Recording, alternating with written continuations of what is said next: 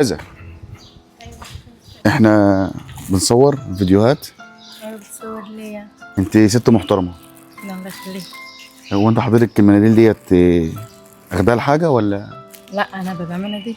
بتبيع مناديل؟ ايوه. طب انا عايز اعرف بس حاجه، حضرتك بتبيع مناديل ليه؟ ببيع مناديل عشان اصرف على ولادي.